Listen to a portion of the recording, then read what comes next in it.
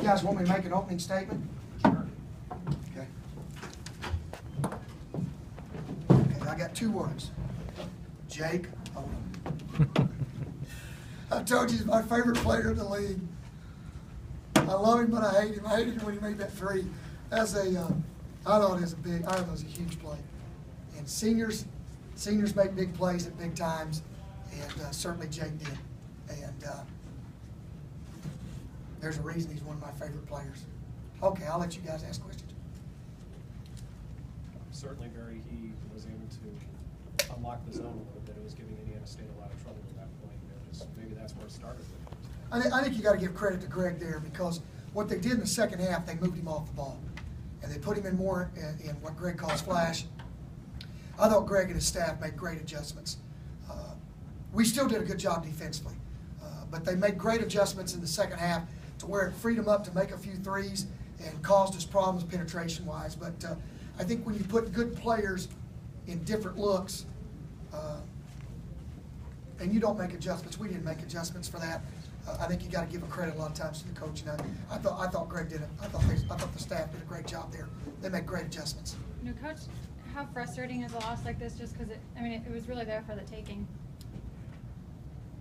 I think, Kelly, the thing that frustrates me more than anything is that you can't take away from what they did, because I thought in the second half, they out-rebounded us by 5 in the second half. They shot the ball a little bit better in the second half. But it's a real simple game looking at it from our perspective. We missed 11 free throws. We wanted to shoot more free throws than Indiana State. We did, but we missed 11. 2 guys specifically went 2 for 9. It's hard to win when you do that.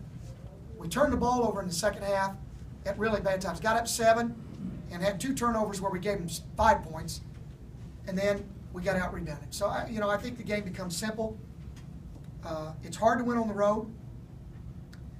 Veteran teams don't lose games like this, and we don't have a veteran team. It's hard. It's hard. Talk about the final possession. We didn't have a chance to win a game. We just didn't have a chance, because it's 3/10 of a second. It has to be a tap. So we went ahead and ran the play anyway, just to see if it worked.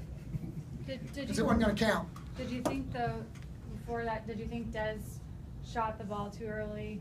There's like 13 seconds left. Would you have liked to seen a better look out of him? He got an open look, Kelly. Open look, one of your best players, and we actually got another shot off. If I could have allowed it all to do it again, I wish Anthony would have shot faked, got him up in the air, and I think we could have got 3 free throws.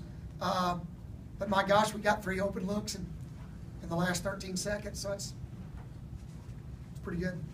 Barry, when you talk about the makeup of your team and how young they are, and relating it back to Odom, you had a good defensive. There was one play, he attacked diagonally through the lane, threw a no-look pass against his body to Jake Kitchell for a 3-point play. When he makes a play like that, and you have a younger team, and they did what they were supposed to do basically on that play defensively, how much does that hurt the psyche of the team at that stage? Oh, I think it's huge. That's why I came in. You guys, I started the press conference off with 2 words, Jake Odom. I think they win the game today, and I don't want to give Jake all the credit. I go back. I think what Greg and his staff did in the adjustments in the second half, I thought were really good. But Jake made plays. Just like you said, it wasn't just the shots that he made, it's what he did. He had one where he hung up at the end, the shot clock's going off, dump, layup. And I think one of the things that you do is you cringe when it happens, but that you hope your players eventually become a player like Jake is. How much did their size do you think bother you today? Oh, it really bothered our big guys inside. Really bothered our big guys, because we had a couple of big guys today were non-effective. And we really, we were searching today, Todd. It was Casey Musgraves, merry-go-round. You knew this was I gonna thought be- that's pretty good, seriously. In country and western, we're in Terre Haute, right? Merry-go-round, Casey Musgraves. Hey, come on now. Work with me, Terre Haute. Work with me. You knew this was going to be a difficult week going against top 2 teams. Assess where your team's at, even though you went 0-2. I don't know if I can do that, Darren. I don't know if I can assess right now. I thought today was an assessment game.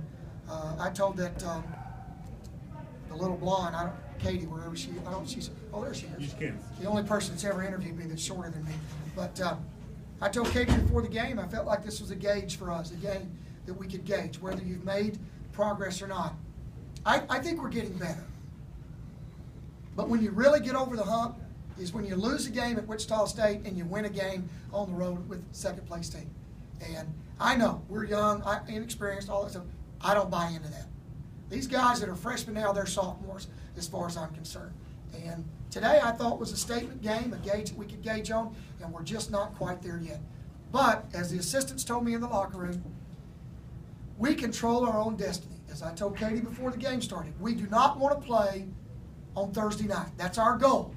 Indiana State's trying to get in the NCAA tournament. We just don't want to play on a Thursday night. That's our goal. We don't want to play the play-in game. So we still control our own destiny. We're coming home to our crowd, and we've got Bradley, which already beat us. So I guess I'll be able to answer that question, not after Bradley, but after we play at Evansville. Anything else? Okay, guys, thanks for coming.